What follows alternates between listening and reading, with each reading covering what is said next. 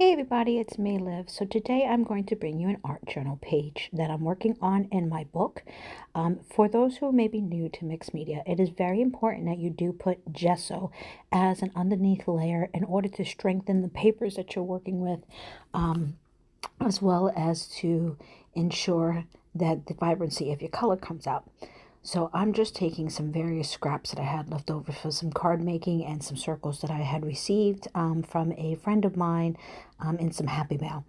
Another crafty tip is to be sure that you dry your gesso really well before you move on to the next step, and to dry pretty much between each step if you can. I'm going to go ahead and put another layer of white gesso on top of the items that I put down to get some more texture and layers to this project, so that it's a little bit more evened out.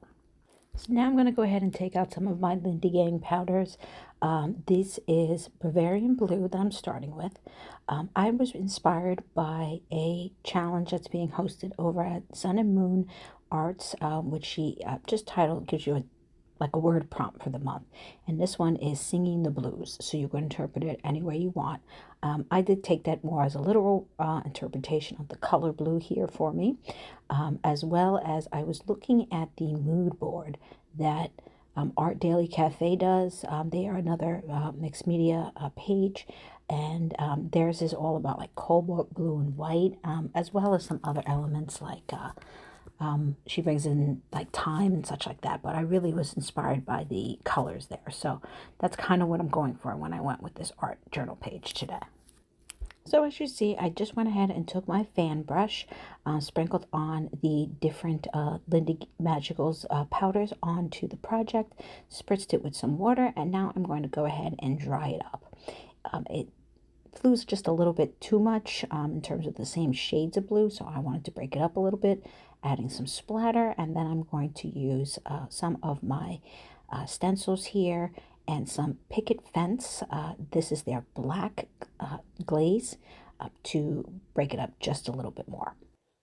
So next I decided to take out some of my stamps. I'm using Stays On because that is waterproof and I don't have to worry about it coming off. Then adding some more additional depth to my colors with some of my distress crayons and smudging it on in.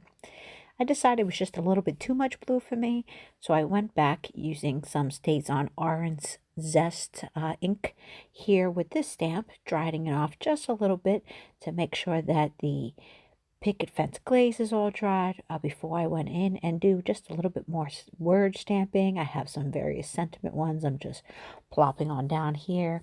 And then I will top it off by using some Delusion ink spray. It is white colored, and spraying it so that I can get the flower impressions on here. I'm going to do it in a couple of various spots, smudge in just a little bit more white and dry it off. And that don't really like to waste anything, so I'm going to smudge in just a little bit more of that white ink and pull out a sticker from my stamp stash and put it on there, and I think it just wraps up it perfectly. So here is my finished art journal pages.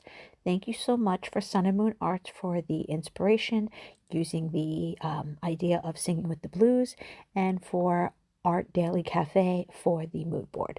Hope you guys enjoyed this video. See you soon. Take care. Bye.